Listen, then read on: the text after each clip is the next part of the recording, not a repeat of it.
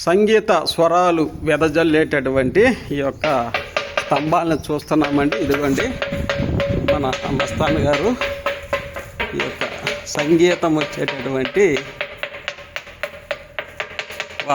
సంగీతం చూడండి, రాయి నుంచి సంగీతం అనేది ఎలా వస్తుందో ఇదిగోండి. ఇవన్నీ ఈ గుడిలో ఉన్నటువంటి అన్ని శిలల నుంచి సంగీతం అనేది ఉద్భవిస్తుంది అనేది మనకి స్పష్టంగా ఇక్కడ అర్థమవుతుందండి. కాబట్టి ఇప్పటికే మీకు అర్థమై ఉంటుంది విజయనగర సామ్రాజ్యం యొక్క ఇన్ఫ్లుయెన్స్ అనేది కొండవీడి మీద ఉంది అనేది స్పష్టంగా మనకి ఈ యొక్క ఆర్కిటెక్ట్, ఈ కళాకృతులు, ఈ నిర్మాణాలను బట్టి మనకు అర్థమవుతుందండి. సంగీతాన్ని ఉద్భవించేటటువంటి ఈ యొక్క రాళ్ళను కూడా అక్కడి నుంచే తీసుకొచ్చారు అనేది మనకి సుస్పష్టంగా అర్థమయ్యేట అంశము. కాబట్టి మన ప్రదీప లక్ష్మణ్ 25 ఛానల్ ద్వారా మీకు ఎన్నో ముఖ్యమైనటువంటి చరిత్రకు సంబంధించి ఎక్కడి నుంచి అండి? అద్దంకి నుంచి కాదండి, సీమకుర్తి నుంచి అక్కడ నుంచి వచ్చింది.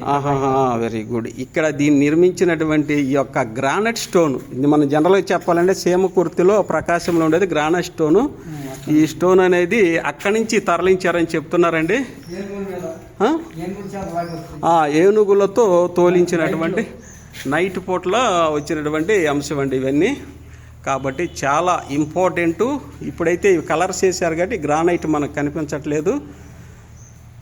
ఇప్పుడు మీకు అర్థం, ఇది ఒక కత్తుల బావే కాదండి, సప్త స్వరాలను వెదజల్లేటటువంటి ఒక అద్భుతమైనటువంటి కళాఖండంగా కూడా మనం చెప్పొచ్చండి.